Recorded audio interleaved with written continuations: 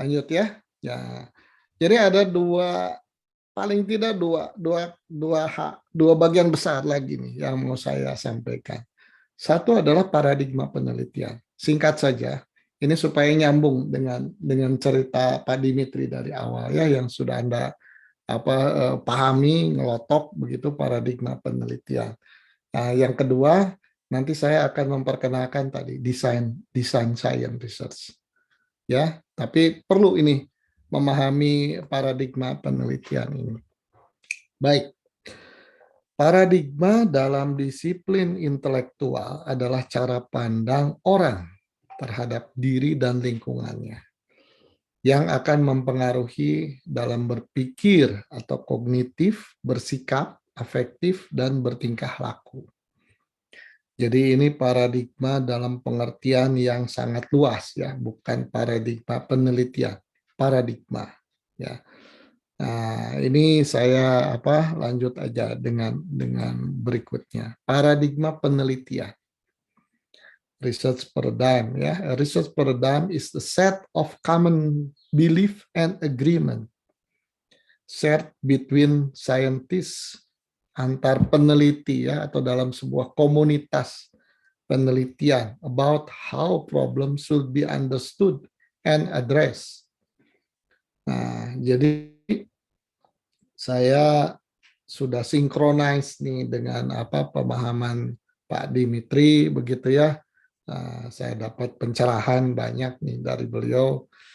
Intinya yang sudah disampaikan Pak Dimitri sebelumnya kan ada bagaimana kita memahami kebenaran ya, the truth ya. Itu di dalamnya ada kebenaran yang sifatnya itu konsensus, kesepakatan ya, bahwa karena belum ada cara lain ya, dari paradigma lain belum ini ya, akhirnya konsensus bahwa itu sementara kita anggap benar sebagai pijakan bersama supaya yang lain bisa jalan ya. Dan di dalam penelitian di level praktis pun sering ada itu asumsi-asumsi dan sebagainya ya. Jadi saya kira ini sama ya, research paradigm is a set of common belief and agreement. Jadi kumpulan ya, belief, sesuatu yang dipercayai bersama, disepakati bersama begitu.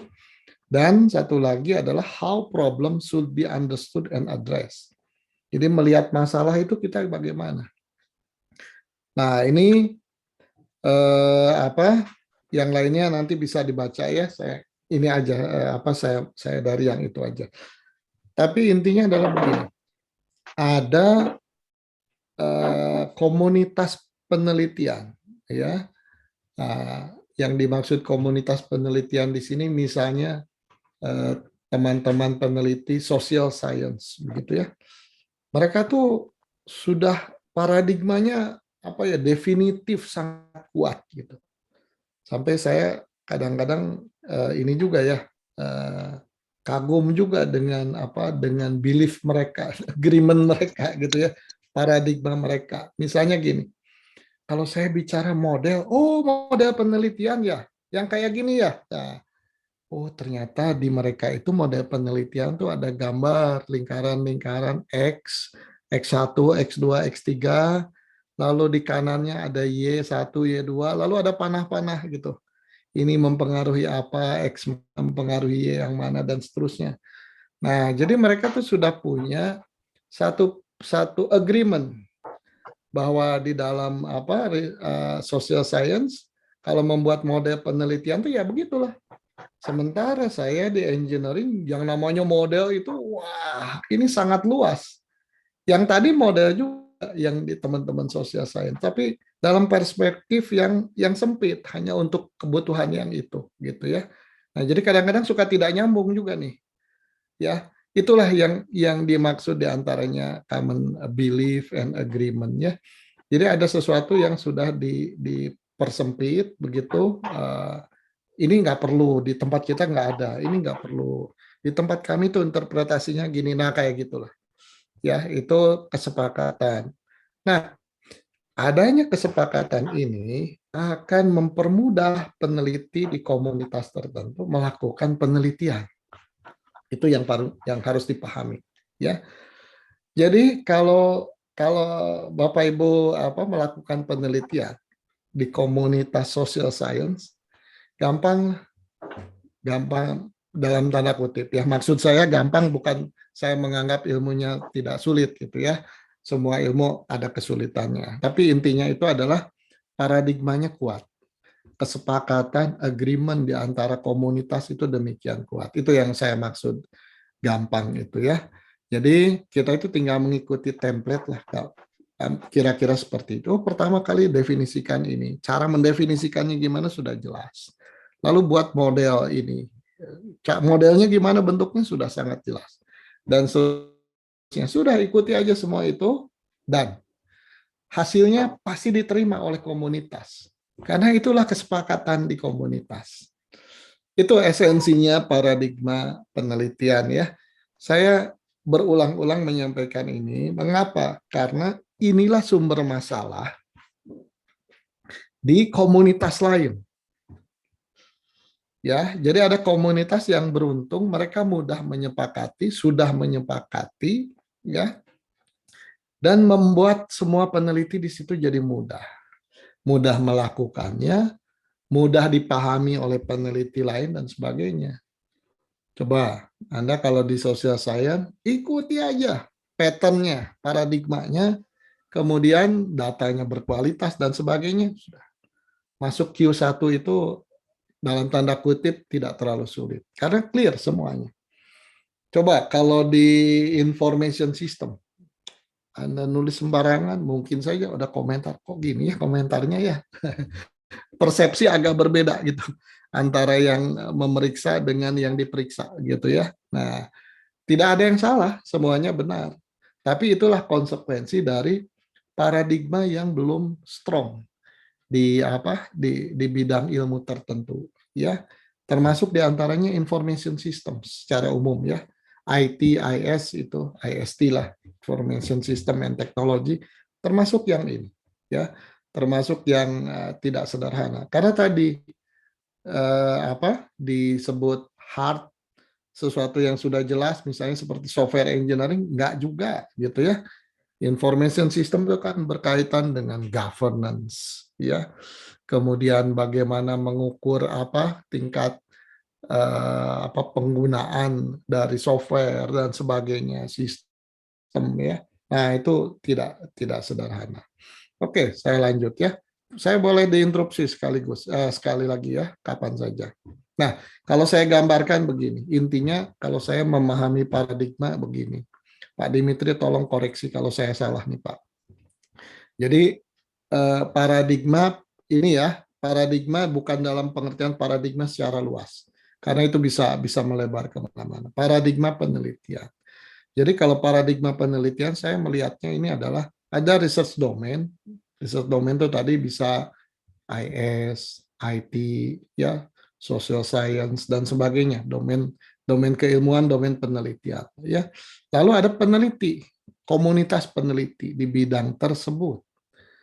Nah, ini kan sebetulnya ada hubungan dua arah antara domain dan penelitinya. Hasil penelitian bagaimana apakah bisa diterima oleh para komunitas, ya. Komunitas melakukan penelitian di bidang ini, ya. Nah, ini jadi intinya ini diatur sedemikian rupa oleh kesepakatan, belief, agreement, method, techniques dan sebagainya. Makin banyak yang sudah disepakati dan tidak berubah, makin enak meneliti di bidang itu, ya. Nah, kira-kira begitulah ya ininya ya, pemahamannya dengan sangat sederhana begitu. Boleh sedikit Nah, nimbrung Pak Ari? silakan Pak Dim. Luar biasa. Ya, Assalamualaikum warahmatullahi wabarakatuh. Waalaikumsalam. Ya, jadi Bapak-bapak, Ibu-ibu, adik-adik semuanya, maaf ya kita panggil adik karena kita lebih tua dikit lah ya, bapaknya. Ini ya, ini menarik. Jadi tadi yang disebutkan Pak Ari ini sungguh menarik. Saya ingin memperluas discussion about paradigm ini karena Pak ini 2 minggu yang lalu, jadi minggu lalu dan 2 minggu yang lalu, kita itu betul-betul sedang mendiskusikan tentang Thomas Kuhn. Hmm. Jadi itu adalah benar-benar merupakan boleh dibilang yang menemukan kata-kata paradigma penelitian dan menganalisis research science berdasarkan terminologi paradigm itu adalah Thomas Kuhn. Jadi saya ingin cerita sedikit ya. Tadi ada social science, ada information engineering. Saya sepakat dengan Pak Ari ya. Nah, ada satu bidang ya, saya nambah bidang lah ya. Yang sering saya ceritakan ke Bapak Ibu-Ibu sebelumnya itu fisika teoritis. Fisika teoritis ini sekarang benar-benar diambang kematian gitu. Diambang kematian karena dia ini sudah beyond the definition of science itself. Jadi para fisika teoritis ini kuat-kuat sekali komunitasnya. Kebanyakan mereka itu highly mathematical. Indonesia ini agak kurang laku ya, sedikit ya.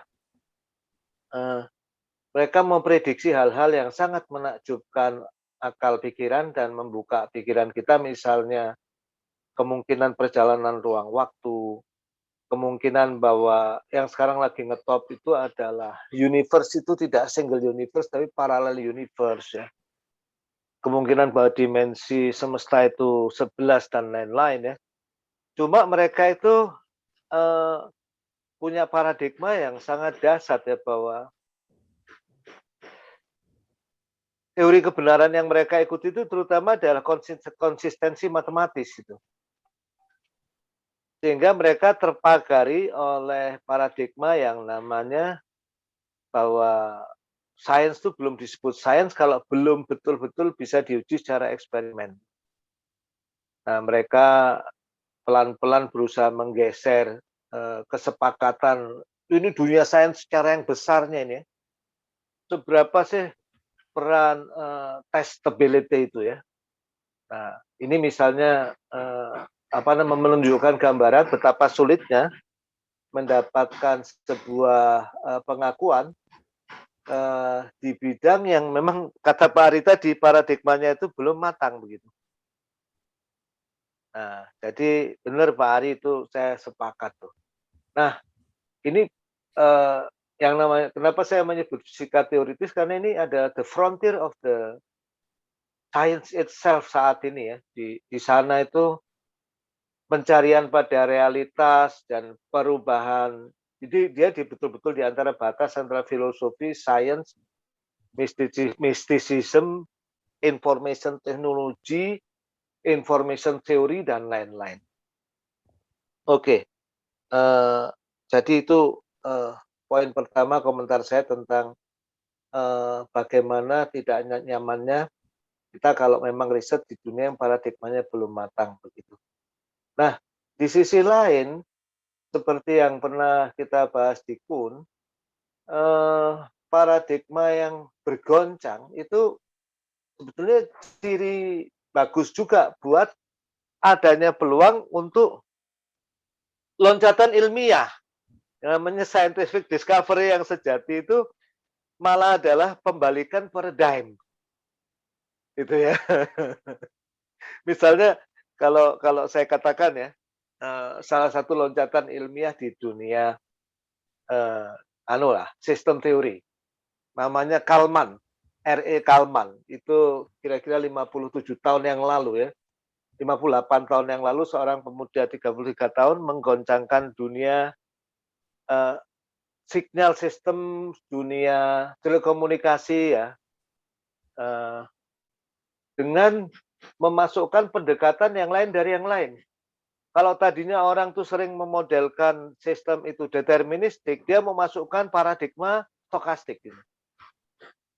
Jadi betul-betul yang tadinya alam tuh predictable dan lain-lain, nah dia memasukkan semacam mekanika kuantum dalam dunia sistem. Nah, itu betul-betul dahsyatnya perubahan Kalman filter itu sampai sekarang, walaupun filternya sebenarnya sederhana, itu menjadi basis buat banyak sekali penelitian di bidang statistical estimation yang menjadi cikal bakal dari machine learning. Nah, ini, tapi ya memang, sampai saat ini, ya apa, challenge ke melakukan penelitian di bidang-bidang itu tuh ya nggak terlalu nyaman itu. Misalnya paradigma dasarnya masih di-challenge, apakah betul ada white noise dan lain-lain. Nah, saya tidak ingin memberikan solusi, tapi ingin menambah masalah ya. Karena saya yakin masalah itu sumber berkah juga gitu. Kalau katanya apa, apa namanya, menurut kata para orang bijak ya, di setiap ujian tuh di dalamnya ada harta karun begitu ya. Ada harta karun yang bisa diperoleh dengan mining gitu, untuk dapat Bitcoin yang luar biasa. Nah, dalam kesulitan luar biasa pergolakan paradigma yang nggak jelas itu, dia ada dua sisi. Satu sisi seperti yang tadi dialami oleh Pak Ari dan dialami banyak sekali penelitian di bidang kita ya. Penelitian kita itu tiba-tiba bisa nggak diakui komunitas kita gitu. Tapi tiba-tiba komunitas sebelah atau komunitas yang memiliki paradigma sedikit berbeda bisa menghargai gitu. Nah, di sisi lain itu memang banyak sekali temuan-temuan yang luar biasa di bidang information system dan information engineering. Karena ya seperti teori Kuhn itu ya, paradigma yang nggak stabil itu memiliki peluang kita bisa membalikkan paradigma sehingga sebetulnya itu menjadi sebuah new discovery gitu. Nah, sehingga ya mungkin itu juga Pak Arya mungkin di social science relatif sedikit temuan-temuan baru yang kita kenal paling enggak ya. Karena paradigmanya sudah sangat mapan ini, normal science-nya kuat sekali, ya sulit ada discovery. Sementara di bidang information engineering, information science ini, temuan-temuan itu demikian luar biasanya sampai kita ini kebingungan ya. Bahkan menyusun metodologi memapankan paradigmanya sendiri yang selalu bergoyang. Nah, ini menambah keramaian aja Pak Ari tentang paradigma Pak Ari. Ya itu saja. Silahkan dilanjutkan Pak Ari. Ya, Sorry. nggak apa-apa. Menarik. Terima kasih Pak Dim. Ini saya cerita sedikit aja dulu ya. Ini kami di S2 yang beberapa prodi yang berkaitan dengan sistem dan teknologi informasi itu kuliah metodologi penelitian kita gabungkan sehingga jumlahnya banyak juga pesertanya ya. Dosen bergabung bareng ya, paling tidak yang rutin itu Pak Suhardi, Profesor Suhardi, saya, kemudian Pak Bandung. Ya, ini seringkali kami ngajar bareng ngobrol ya seperti tadi lah. Saya yang menyampaikan materi, misalnya kebetulan ya sedangnya. Lalu Pak Dimitri nambah apa gitu. Nah ini sama ini kami bertiga itu lebih ini ternyata lebih menarik ya, tidak membosankan ini. Jadi saya kira welcome siapapun ya Pak Dimitri, silakan interupsi saya kapanpun untuk nambahkan sesuatu. Juga dari Anda sekalian ya, tidak hanya bertanya loh. Ya Anda boleh berpendapat, boleh punya pemikiran yang berbeda dengan saya, mari kita ini. Karena ini kita sedang membicarakan hal-hal yang memang sedang berubah ya. Jadi apapun jadi untuk hal-hal tertentu apapun benar. Kita sedang membicarakan paradigma di sebuah komunitas yang belum matures paradigmanya. Ya. Dan saya tidak yakin paradigma di bidang terkait dengan information system atau apapun ini, tunggu aja lah 2 tahun lagi pasti mature. Enggak. Saya yakin 10 tahun juga nggak akan mature ini. Kenapa? Karena environment-nya berubah terus.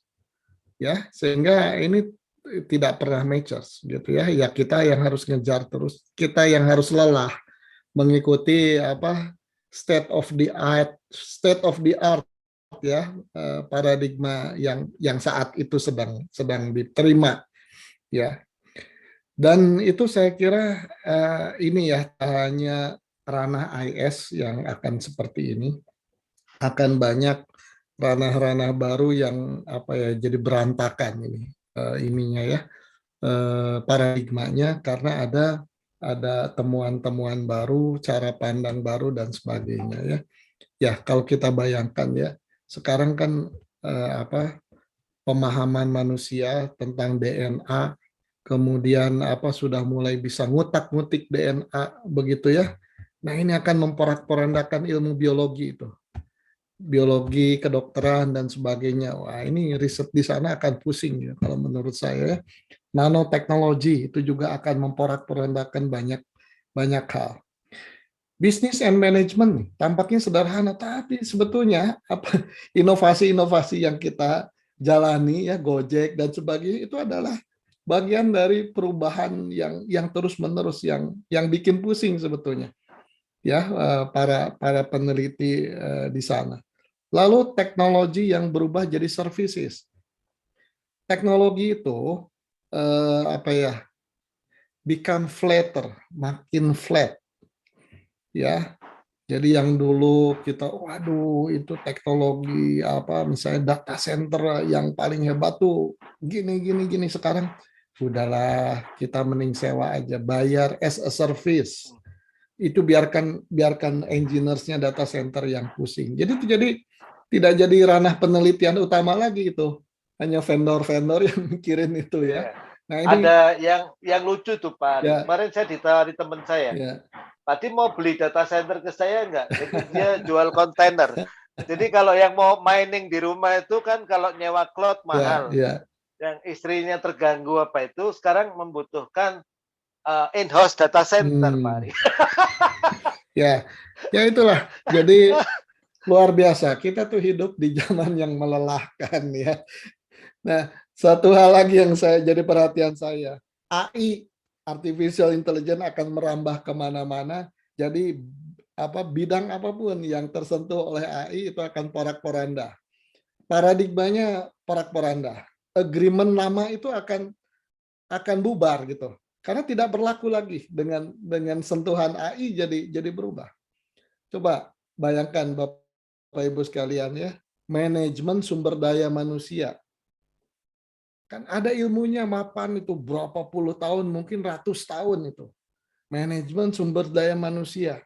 Sekarang sebagian besar kompetensi itu, job itu digantikan oleh AI. Coba how to manage that? Apa tidak pusing itu ilmu SDM itu?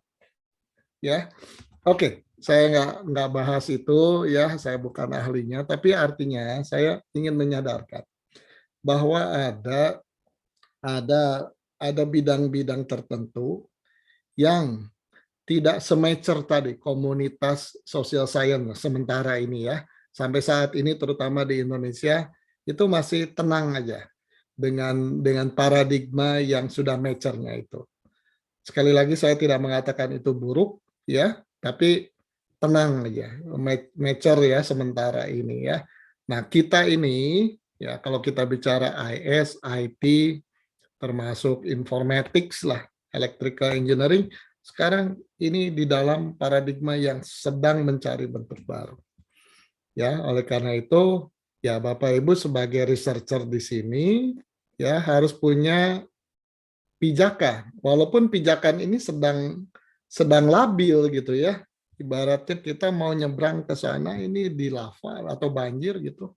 Lalu ada perahu ya, walaupun perahunya ini tapi tetap kita harus punya pijakan perahu itu. Jangan sampai tenggelam gitu ya. Ya, kira-kira begitu ya. Nah, lalu ini ada gambar yang apa? Menurut saya ingin share itu, ini gambar baik gitu ya.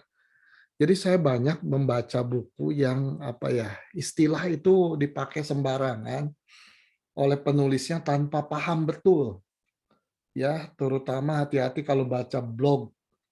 Ya, itu mungkin apa, mahasiswa S1 baru belajar metode penelitian yang sebetulnya sangat sempit tadi di paradigma yang tapi nggak paham. Dan dosennya tidak bisa tidak paham juga barangkali ya, tidak memberikan pengertian itu. Lalu nulis di blog, tulisannya bagus, rapi, gambarnya cantik, ngambil dari mana gitu ya. Tapi membingungkan kita gitu.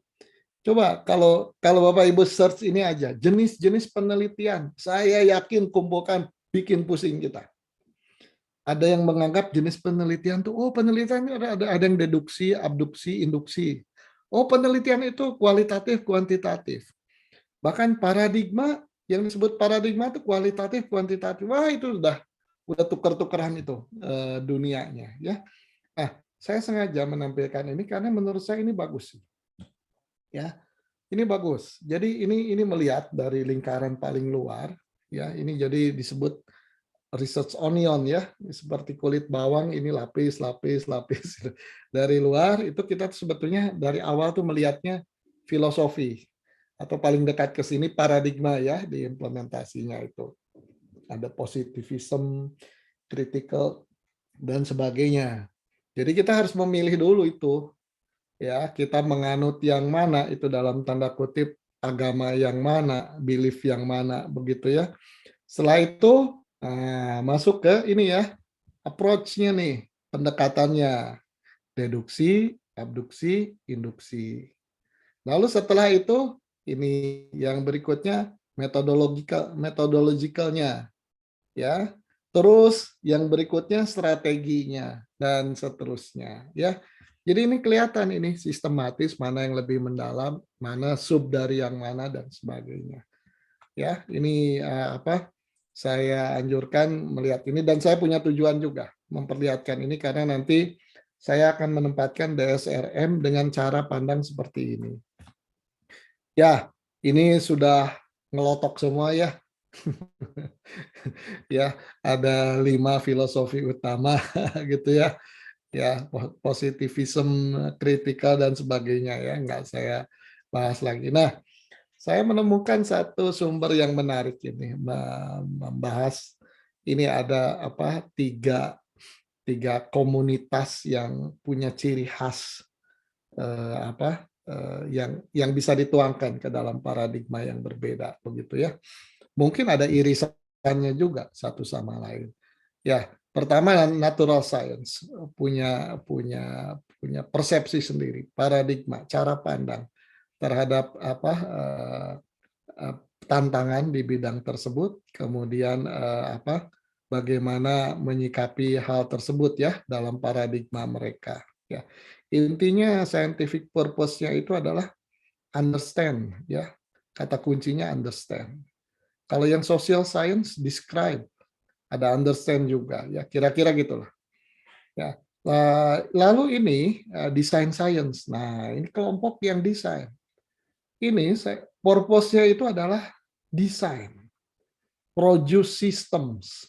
Nah, ini tidak ada nih di sini.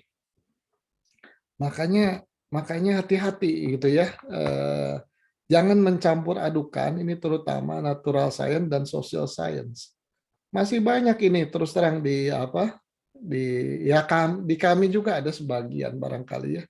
Sekarang mudah-mudahan sudah tidak ada gitu.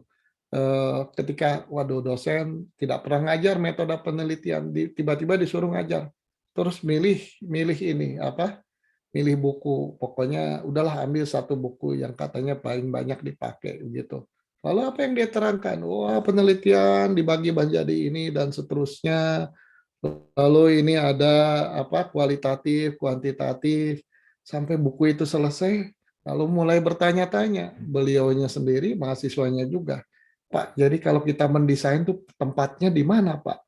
Mulai bingung deh. Ya, nah, ini karena memang ininya berbeda, ranahnya berbeda, posisinya berbeda. Ya, desain science tidak hanya di information system, information technology. Di medicine ini dikatakan di medicine juga ada, di engineering secara umum jelas, ya. Lalu di manajemen, ilmu manajemen secara umum. Ya, saya kira bisnis pun masuk di sini. Ya tadi membuat model bisnis baru ya dan sebagainya. Tapi kata kuncinya sebetulnya penting ini nih, design, produce, system. Di sini tidak ada. Di sini tuh melihat fenomena, melihat sesuatu. Ini fenomena alam, ya. Ini lebih fokus ke fenomena sosial. Lalu memahami kita, menjelaskan, memahami kayak gitu. Jadilah sesuatu yang diterima, entah itu teori atau apapun istilahnya ya, itu yang dipegang begitu. Ya, hanya sangat sakral di sini nih. Kalau saya ngobrol dengan rekan-rekan di sini, oh, kalau yang itu teori, kita itu belum layak memikirkan suatu teori. Nah, ini seperti ada larangan, ada kasta-kasta begitu ya. Kalau di engineering ini semua nekat, jadi punya pemikiran baru, bebas aja gitu ya di dunia yang paling kanan ini. Nah, di antara ini saya kira ini yang relatif lebih tidak matches daripada yang dua di kiri ini ya. Karena dari segi waktu memang ini berkembang lebih awal ya. Kemudian yang kedua, di sini sedang bergejolak perubahan-perubahan. Apalagi sekarang dihantam dengan revolusi industri 4.0 dengan bukan semata-mata teknologi baru ya, tapi teknologi itu mengubah kehidupan demikian demikian dahsyat ya. Ya, kan physical cyber system. Nah, ini bagaimana nih menggabungkan physical dan cyber. Wah, ini banyak sekali jadi perubahan di sini ya. Di medicine jadi tiba-tiba mengoperasi jarak jauh ya, tidak menyentuh itunya ya, tapi hanya ada kamera dan pisau bedah yang dipegang robot dikendalikan dari jarak tertentu ya. Ini satu hal yang luar biasa, mengubah persepsi, mengubah banyak hal ya. Baik. Nah, ini saya mulai masuk ke kuncinya ini. Jadi akhirnya kita itu bisa pisahkan dua komunitas peneliti.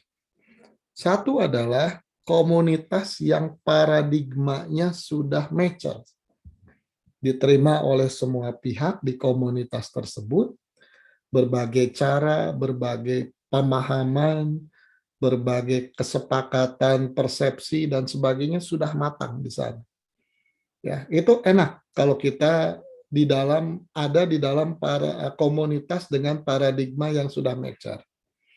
Ya, nah enaknya tadi kenapa mau meneliti, sudah tinggal ikuti aja. Metodologinya tuh sangat detail, ikuti aja, nggak usah mikir yang macam-macam lagi. Tinggal datanya beda, kasusnya beda, variabelnya beda, tinggal gitu aja. Ya, lalu kita lakukan dengan benar, hasilnya mudah diterima oleh komunitas. Jadi katakanlah kalau masuk ke jurnal tuh asal kita lakukan dengan teliti, dengan benar semua, dengan jujur ya, kejujuran ilmiah, insya Allah Q1 itu bisa diperoleh. Ya, Q1 ya. Nah, sementara ada komunitas sebaliknya ya, yang paradigmanya itu masih belum matches. Ya, belum mata. Masih ada perdebatan, perbedaan persepsi, asumsi yang berbeda-beda, interpretasi yang berbeda-beda. Nah, ini yang repot. Ya, kadang-kadang dikaitkan dengan paradigma-paradigma yang sudah existing jadi multi paradigma. Wah, ini ada yang berpendapat kalau dilihat dari sini gini, kalau dilihat dari gini. Jadi ya pokoknya inilah belum ada maturity yang kuat di sana tentang paradigma. Nah, ada yang mengusulkan penamaan. Ini masalah penamaan aja ya. Yang mature tadi disebut komunitas paradigmatik. Ya, yang belum mature tadi ya itu disebut komunitas multi paradigmatik. Ya, ya ini masalah istilah aja ya, tidak usah terlalu kaku. Tapi intinya matures dan belum matures, ya. Matures dalam arti kesepakatan, cara dan sebagainya, ya. Nah, tapi saya punya hipotesis bahwa yang sekarang matures siap-siap berantakan dengan berjalannya waktu, ya. Ini ilmu sosial gitu kan. Ya sekarang kan ya mulai dengan munculnya istilah social engineering kan itu sudah memporak-porandakan cara pikir lama gitu ya. Ya, kemudian urusan hoax apa itu kan sosial itu. Ya. Ini akan ini ya, termasuk keresahan sosial karena penerapan teknologi dan sebagainya. Itu siap-siap. Mereka jadi porak-poranda juga gitu. Yang tadinya matchers jadi nggak matchers gitu ya, karena ininya tuh nanti mulai ada ini ya yang berani mengusulkan penelitian jenis baru. Ini lalu diterima, wah iya ya betul ya, supaya kita jangan kalah bersaing dengan komunitas yang itu, ayo kita juga ini, karena makin berbenturan juga ya. Katakanlah orang-orang IS, orang IT sekarang kan sudah menyentuh misalnya model bisnis baru. Lalu mereka sudah mulai panas nih. Maaf ya istilah saya. Nah, mereka mulai, waduh, kok ini bidang kita sepertinya disentuh nih oleh apa? Oleh kaum yang lain gitu ya. Sehingga mereka akhirnya membuka diri juga. Tidak apa? Tidak strict dengan paradigmanya yang lama matang itu, mulai diperlebar. Nah, itulah nanti akan ada keramaian baru, balancing baru, saya kira begitu ya. Baik, kemudian, nah ini saya mulai dengan ini nih.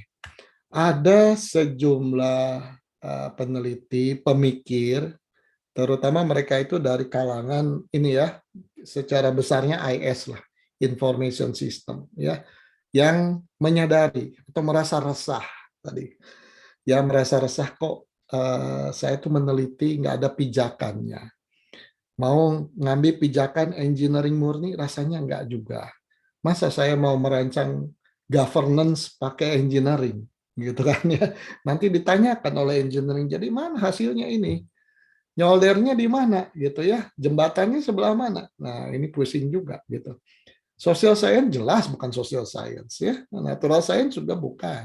Intinya desain. Akhirnya menemukan kata kuncinya desain sebetulnya. Jadi ini create something ya, di komunitas yang sedang kita perbincangkan, create something. Tapi create-nya itu belum tentu sesuatu yang hard, belum tentu juga sesuatu yang siap pakai. Beda dengan engineering, itu orientasinya produk, solution siap pakai. Ya, tadi ini sama mendesain solusi, tapi sampai prototipe, sampai konsep, bahkan ada sesuatu yang sifatnya abstrak. Tadi membuat dokumen IT governance, membuat cara ini ya, misalnya yang saya lakukan sendiri, membuat cara mengukur maturity level dari smart city. Abstrak kan itu. Kalau ditanya hasilnya apa? Software bukan. Ya, ada hardnya enggak. Ya, seperti social science enggak juga gitu. Ini hanya sebuah cara, metode kayak gitu. Nah, ini nih ya, tapi kata kuncinya sekali lagi, desain. We create something, we design something. Ya. Nah, jadi menurut saya ya, pengamatan saya, ranah stay ini sebagian, nggak semuanya ya, ranah stay ini sebagian sudah bergeser ke situ, ke desain yang abstraksi tinggi ini.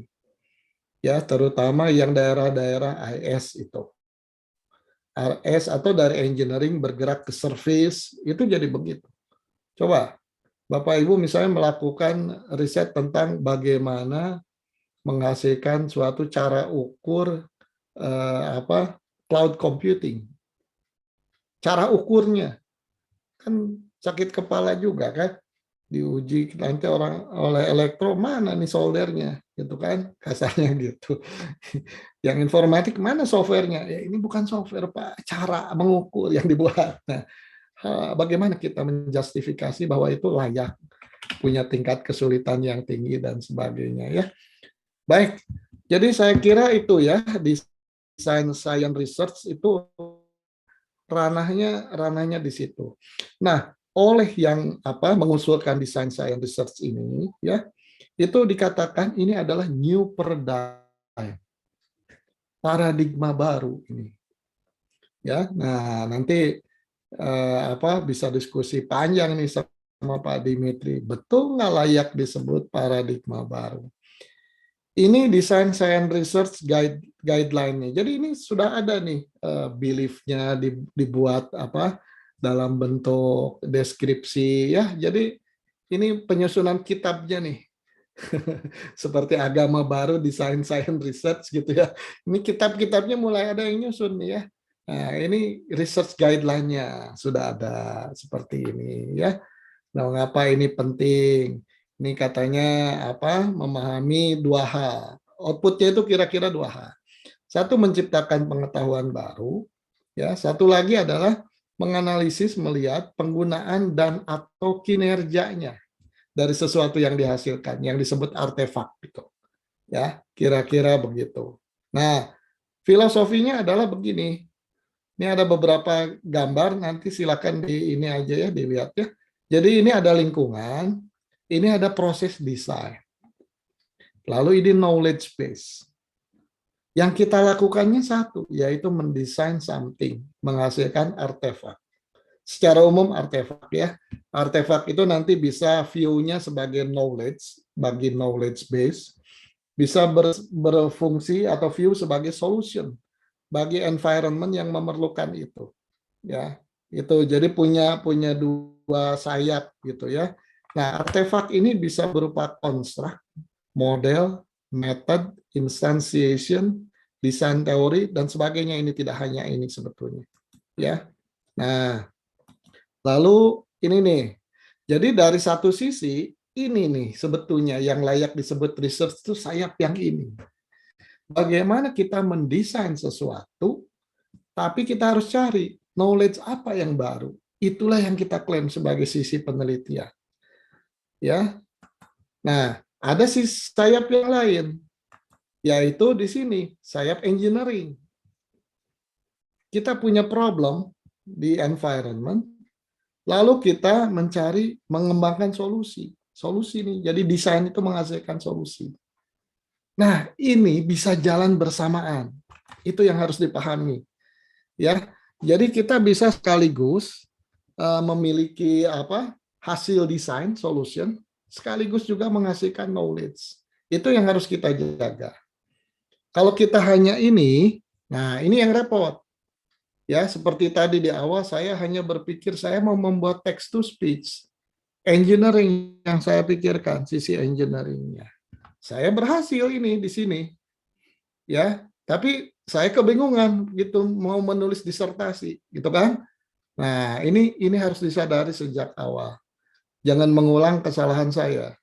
Ya, sejak awal harus dipikirkan sehingga itu terencana dengan baik, tidak ada masa bikin pusingnya ya. Nah, ini jadi engineering dan research jalan bersamaan.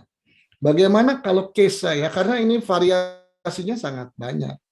Case-nya itu misalnya hanya mendesain sesuatu ke sini. Saya nggak berani mengatakan ini tidak mungkin, tidak ada engineering-nya atau bagaimana. Itu bisa saja ada case yang tidak terpikirkan ya. Tapi intinya saya ingin garis bawahi, ketika kita bicara research, sisi ininya jadi wajib. Sisi engineering-nya kalau kebetulan ada, ya oke, jalan bersamaan. Tapi yang kita tulis sebagai disertasi kita, sisi research. Ya, sisi engineering itu sisi yang lain yang silahkan mau dipakai bisnis, mau dipakai apa silahkan. Sisi yang lain, gitu ya. Kalau sisi engineeringnya tidak ada, nggak usah khawatir. Yang penting sisi risetnya tadi siap-siap kalau ditanya ini stay-nya di mana ya, sehingga ini pantas gitu. Pantas topik ini running di stay gitu sebagai disertasinya stay ya. Nah, ini jadinya nih tadi kalau apa ini ke saya ya, ke contoh saya tadi. Secara engineering, sistem text to speech bahasa Indonesia, knowledge barunya adalah mode intonasi yang baru untuk pemodelan kurva intonasi bahasa Indonesia ya. Nah, ini kalau tadi diterapkan ke yang tadi, nih menurut penjelasannya perancang DSRM itu adalah sebuah filosofi atau lebih tepatnya mereka mengklaim di ranah ini paradigma ya. Jadi kurang lebih di dekat sinilah di area area layer ini. Lalu kalau saya pikirkan berbagai kemungkinan ini bisa deduksi, bisa induksi, bisa abduksi, bisa gabungan ya di dalam satu penelitiannya ini. Metodologinya nanti saya perlihatkan. Kemudian ini strateginya ya dengan cara melakukan desain something. Nanti di dalamnya ada tools, teknik, begitu ya, prosedur. Nah, itu silakan bisa pakai apapun. Jadi ini konsisten dengan apa? Dengan ini, tapi ininya jadi hal-hal yang baru gitu karena ini tidak ada desain itu yang lain. Walaupun barangkali bisa juga Pak Dimitri terutama yang sangat paham tentang ini, bisa juga ini sebetulnya sejalan dengan positivism, sejalan dengan yang mana itu bisa saja ya tidak bertentangan gitu. Nah, metodologinya adalah ini. Tapi sekarang sudah jam 9 ya, saya harus segera loncat ke kuliah saya yang lain. Jadi saya berhenti sampai di sini ini. Ya, jawabannya metodologinya bagaimana kan ini tadi saya katakan. Metodologinya ada design science research methodology. Seperti apa? Seperti ini. Jadi udah lengkap ini. Definisi agama DSRM ini dalam tanda kutip ya. Ini sudah lengkap komponen-komponennya gitu ya. Nah, ini dari satu sisi kalau mau pakai tinggal pakai. Di sisi yang lain kalau mau wah ini menarik ini dieksplor sebagai exercise ya untuk menambah understanding tentang apa filosofi ilmu dan sebagainya. Saya kira banyak banyak hal yang bisa kita gali lah seputar ini DSRM ini. Begitu Pak Dim, dan saya langsung pamit nih kuliah saya jam 9, lalu saya ada lagi jam 10, jadi kuliah 2 jam ini saya padatkan sampai jam 10 ini yang berikutnya. Terima kasih sekali Pak Ari. Kalau mau nanti satu sesi lagi, tinggal dicari waktunya lah. Paling gampang ya Senin depan lagi. Siap. Ya, saya langsung pamit ya, Pak Dim ya. Terima kasih Pak Ari. Kita sampaikan applause ke Pak Ari dulu. Pamit, tepuk tangan Pak Ari. ke semuanya. Mohon maaf kalau ada tutur kata yang kurang berkenan ya. Saya memang ini kalau sudah terlalu semangat suka berlebihan semangatnya begitu ya dan ceplas-ceplos gitu. Ya, tapi mudah-mudahan inilah ya memperkaya pemikiran kita semua. Terima kasih. Wassalamualaikum warahmatullahi wabarakatuh. Terima kasih Pak. Ya, jangan pergi dulu sebentar.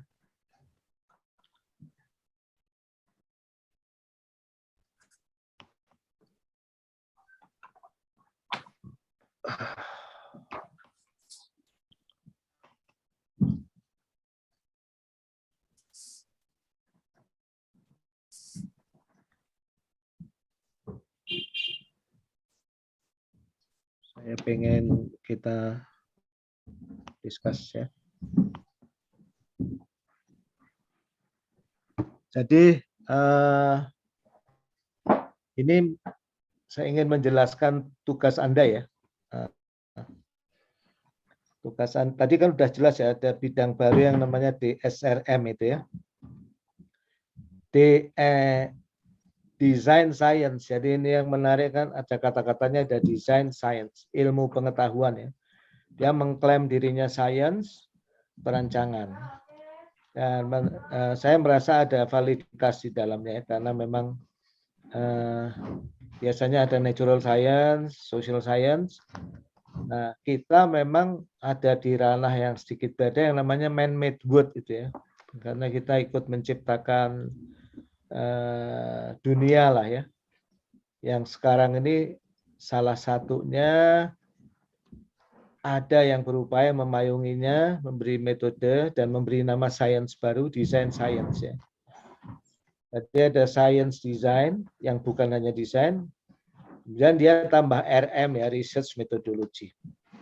Nah, tugas Anda sebetulnya menulis tentang DSRM itu tapi dari sudut tinjauan filsafat sains ya, validitasnya bagaimana dari sudut tinjauan filsafat sains ya. Nah, saya ingin sedikit menjelaskan online ini ya, bawang ya. Bawang ini ya, ini sebenarnya Anda sudah kenal ya. Letaknya Karl Popper itu sebetulnya modifikasi dari positivism di sini ya. Kalau Anda mau nyebut Karl Popper, ini harus kita tambah logical positivism ya, tidak positivism murni. Nah, jadi ini logical positivism. Jadi filsafat sains yang baru itu adalah yang lebih valid ya, logical positivism, agar tidak terjebak ke positivisme murni. Nah, kemudian biasanya kita kan kenal teori kebenaran, pragmatisme, sudah Anda kenal juga ya. Ini di 4 teori kebenaran ya.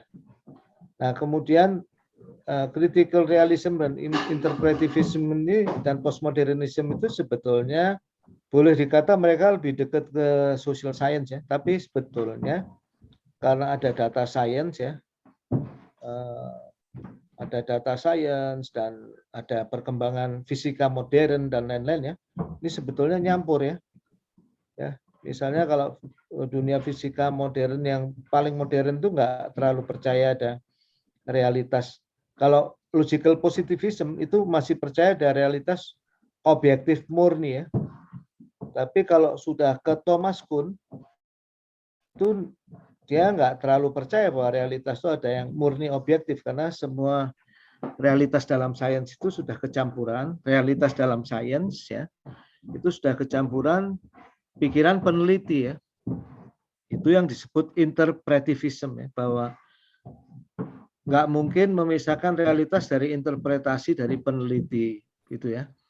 Nah, yang lebih modern lagi ini dunia pluralis ya, postmodern ya, banyak realitas, multiple reality. Nah, baik social science maupun fisika modern itu mengambil semua paradigma ini sekaligus ya. Jadi kalau DSR menurut saya ya gabungan ini semua ya, tergantung apa yang didesain. Tapi paling kuatnya DSR itu di pragmatisme tentunya. Paling kuatnya DSR itu sebetulnya di pragmatisme, karena nilai sesuatu itu adalah berdasarkan solusinya. Nah, jadi ini mungkin yang perlu ditekankan ya. Jadi memang kemarin saya diskusi dengan Pak Ari ya, baru sekali diskusi ya, mungkin karena kebetulan kita yang lebih banyak berkecimpung di filsafat sainsnya. Nah, sebetulnya ini semua bukan final lah ya, bukan gambar final, tapi lumayan sudah dipetakan orang ya. Ada deduksi, abduksi, induksi. Maksudnya deduksi itu begini, cara pikir logika murni yang filosofis ini kan deduksi ya. Kalau karya Anda nanti kebanyakan tuh itu adalah pembuktian matematis murni atau penjelasan logis, itu deduksi. Nah, abduksi itu yang model kayak detektif ya.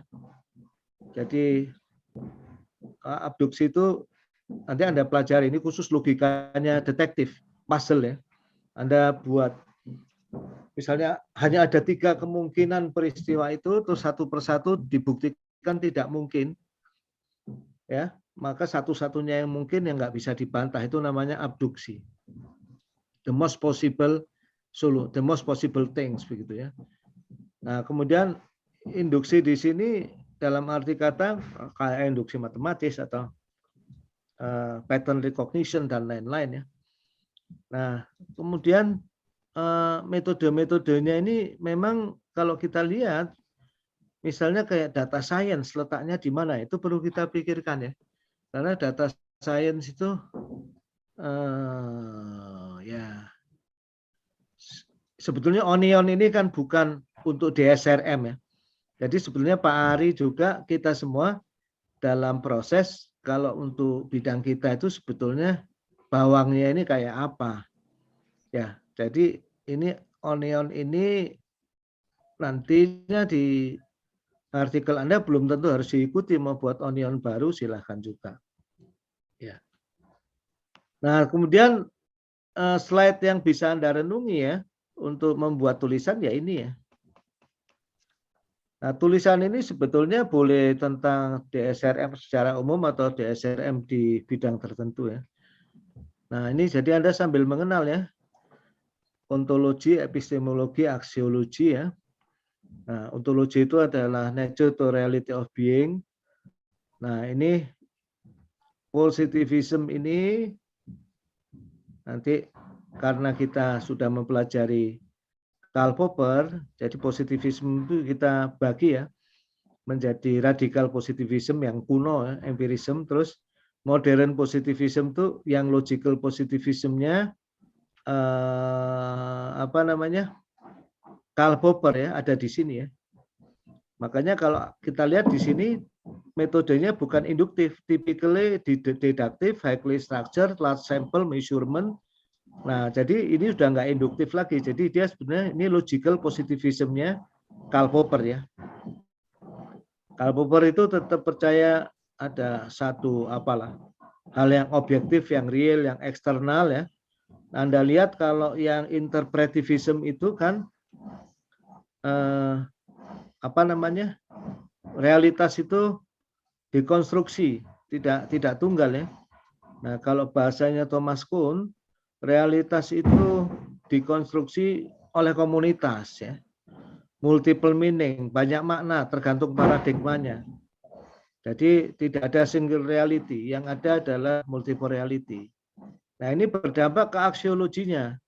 Di aksiologi kuno, logical positivism murni ya, kita percaya bahwa riset itu bebas nilai. Tapi penelitian-penelitian apa namanya para peneliti sekarang secara filosofis nggak percaya ada filosofi yang bebas nilai. Ini kan ada value laden research ya. Jadi tergantung apa value dari periset yang seperti saya pernah cerita ke Anda ya. Atau value bound research ya. Nggak mungkin kita di Indonesia ini meneliti robot seks misalnya. Nggak sebebas itu penelitian itu.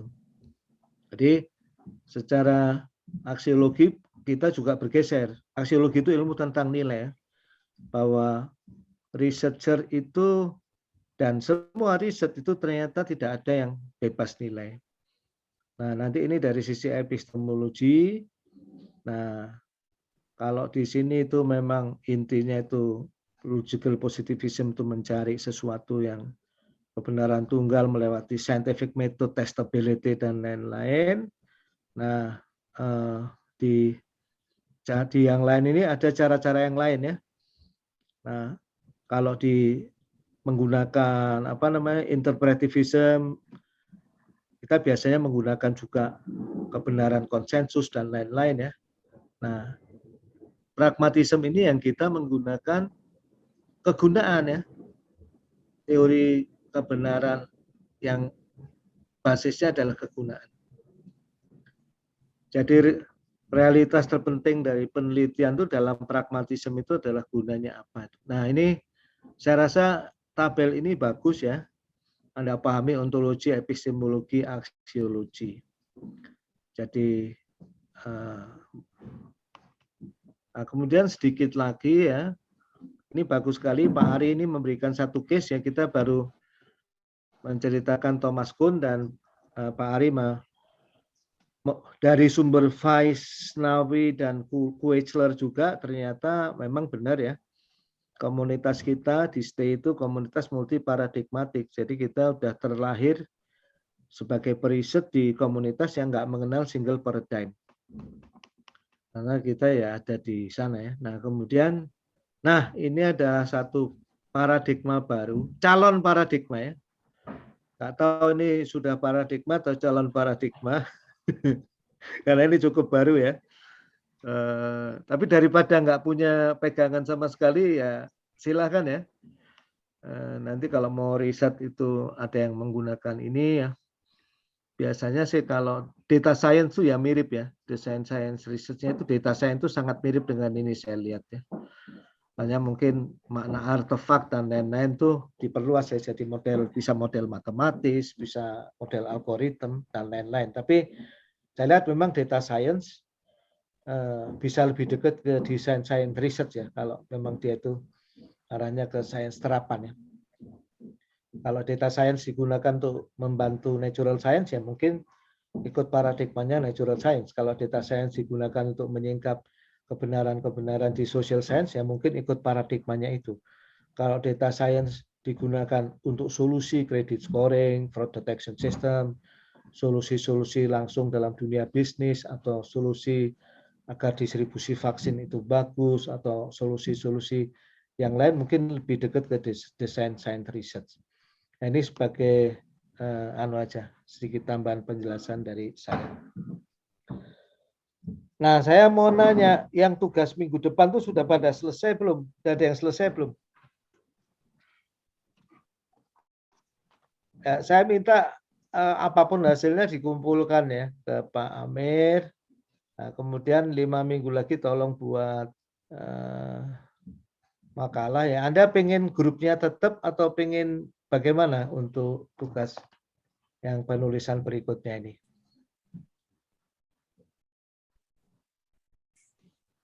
Assalamualaikum Pak Dim. Ya, silakan Bu. Tentang saya boleh nanya terkait dengan tugas yang minggu ini. Gini Pak Dim, mungkin saya juga masih bingung ya. Karena kan biasa contohnya Pak Dim itu terkait dengan data science.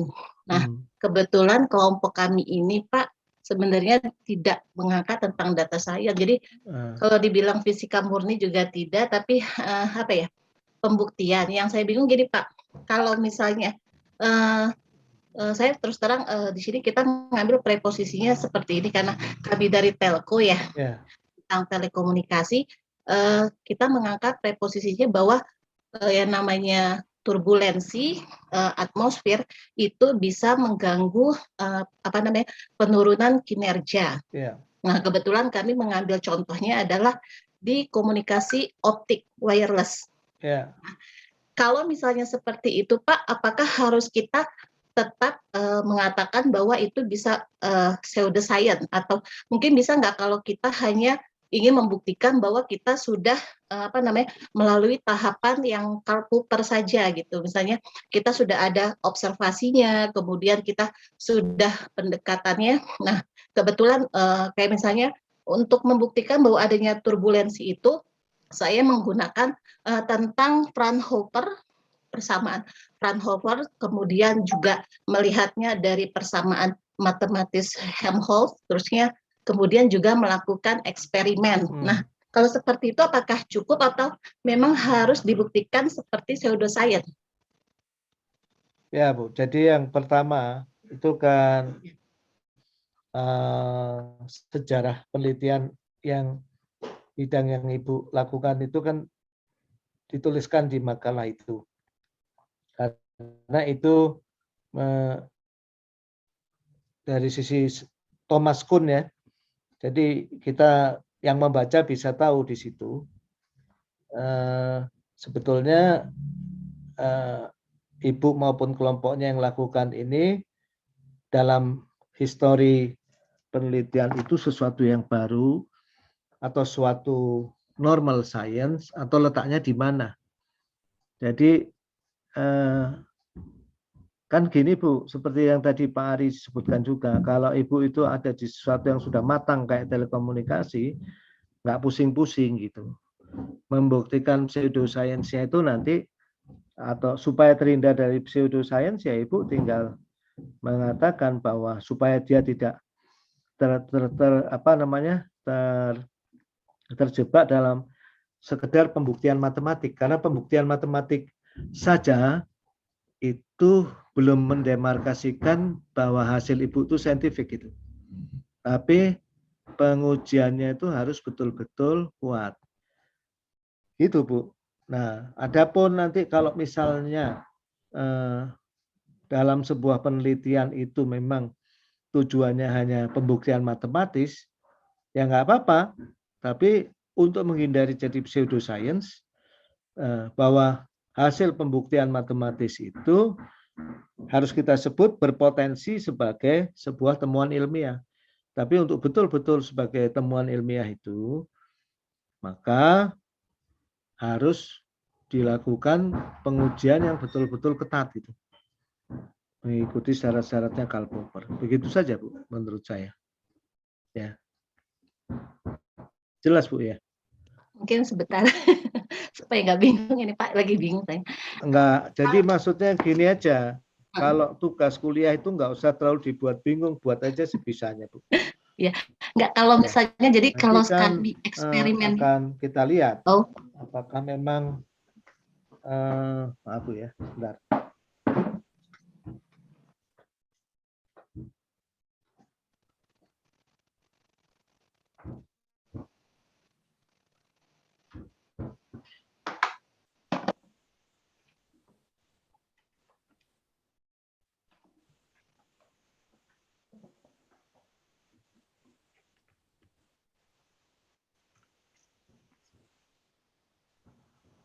Ya, halo. ya Pak. Ya, nanti kan kalau kurang ya saya tinggal ini tolong dikoreksi. Yang penting masuk dulu aja. Oh iya. Ya. Gitu. Ya. Tapi sebetulnya ya itu, kalau di bidang telekomunikasi itu relatif stable lah. Dia misalnya teori yang sangat kuatnya kan gelombang elektromagnetik dari Maxwell. Kalau Ibu bilang wireless communication, ya teori paling kuatnya itu yang saya tahu ya. Semua kembali ke sana. Ujung-ujungnya ya balik ke teori medan lagi, teori medan. Mau namanya Helmholtz, mau apa. Ya. Jadi enak, dia sudah stable gitu. Yang tantangan yang jauh lebih berat tuh kalau ada yang penelitian data science, karena dia bisa terjebak ke nothingness gitu, membuat sesuatu yang nggak jelas yang kata Pak Ari tadi itu, karena paradigmanya bergejolak.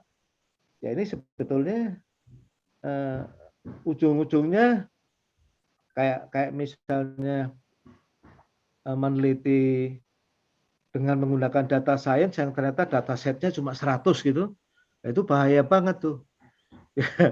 Tapi kadang-kadang itu tidak diketahui oleh mahasiswa itu, tahu-tahu pas mau lulus nggak jadi lulus itu, tiba-tiba tidak ada yang mengakui hasilnya, itu ya kita khawatirkan. Jadi sebetulnya tujuan penulisan ini ujungnya ke sana Bu, jadi supaya disertasi dari Bapak Ibu semua ini punya arah ya, tidak di belakang tiba-tiba nggak diakui gitu. Tugas kuliah ini jangan terlalu dianggap beban lah ya. Pokoknya masuk ya, ini pesan saya, pokoknya masuk. Nanti kalau yang pengen dapat A gitu ya, kira-kira salah satu dari artikel yang UTS atau UAS-nya itu layak untuk disubmit ke jurnal atau conference atau seminar gitu ya, atau terpublikasi gitu ya. Tapi jangan sampai nggak masuk, nanti saya nggak punya alasan untuk mengeluarkan nilai Bapak Ibu, itu aja. Ya, terus tolong sabar sedikit lah kalau misalnya ada feedback dari saya ya. Tolong betulin ini itu. Tapi saya juga nggak ingin membebankan Bapak Ibu ya. Saya ngelihat lah jumlah SKS kita cuma berapa itu. Ya. Jadi mohon. Ada lagi mungkin yang ingin bertanya? Izin Pak. Ya. Untuk jurnal sendiri apakah boleh di jurnal nasional? Apa Pak? Untuk jurnalnya Pak, apakah boleh di jurnal nasional? Oh bebas Pak, bebas, ini jurnal nasional, jurnal internasional, tapi jangan yang berbayar mahal-mahal ya. Nanti yang bayar siapa gitu, kalau bayar $1.000 tuh wah kelenger lah, ini ada berapa kelas ini ya, nanti nggak ada yang tanggung jawab nanti. Kecuali kalau Bapak mau urunan ya, atau pas mau submit, Pak ini ada biayanya, Bapak mau tanggung nggak ya? Kalau saya mau nanggung, insya Allah gitu, saya bayar nanti. Bebas Pak, mau jurnal nasional, internasional, seminar ya. Yang tahun lalu beberapa masuk ya.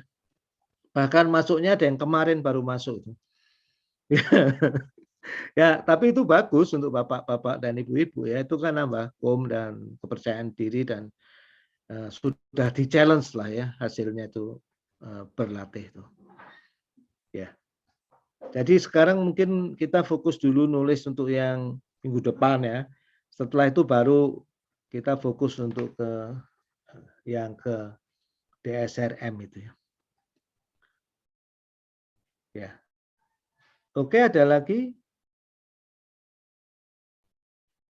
Kalau nggak ada lagi saya, ya silakan Pak Yulri.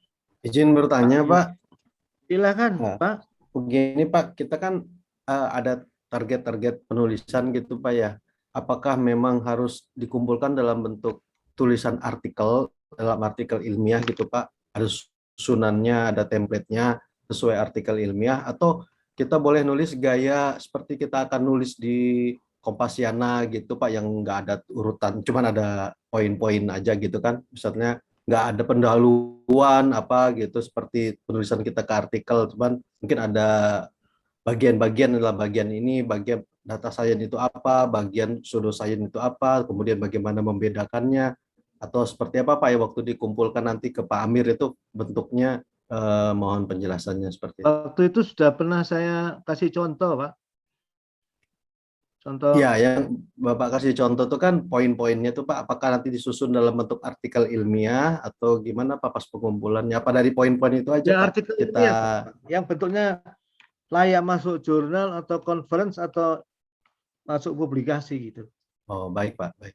Jadi walaupun pendek misalnya buat 4 halaman atau berapa, tapi strukturnya artikel ilmiah, referensinya harus ya lumayan lah ya, jangan cuma 3 referensi. Jadi paling enggak kalau itu bagus-bagusnya ya minimum 15 referensi gitu. Baik Pak. Kayak gitu. Baik, terima kasih Pak. Yuk.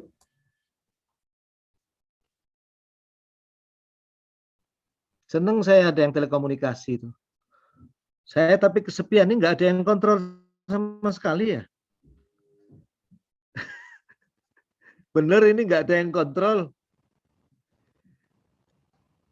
Aduh, sepi sekali bidang saya ya. Nggak laku ini. Untung saya ngoprek data science, masih punya teman sama Bapak. Ada yang Kalman filter nggak di sini penelitiannya? Nggak ada juga ya. Oke. Masih ada lagi Bapak, Ibu-Ibu?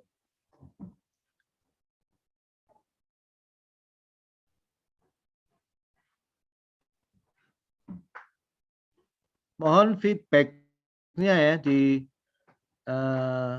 apa namanya?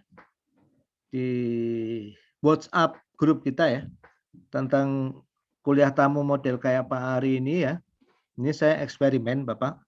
Kalau menurut Bapak Ibu bagus ya bisa kita pertimbangkan ya. Selain Pak Ari atau siapa lagi ini membuka wacana lebih bagus enggak gitu ya. Feedback itu bisa feedback positif ya atau feedback negatif atau apa, monggo Pak kuliah seperti ini bagus atau apa ya. Japri juga nggak apa-apa kalau malu. Oke, kalau tidak ada lagi mungkin Bapak Ibu ada aktivitas lain. Ya. Kita akhiri. Terima kasih semuanya. Assalamualaikum warahmatullahi wabarakatuh. Waalaikumsalam warahmatullahi wabarakatuh. Waalaikumsalam. Terima kasih, Pak. Sama-sama.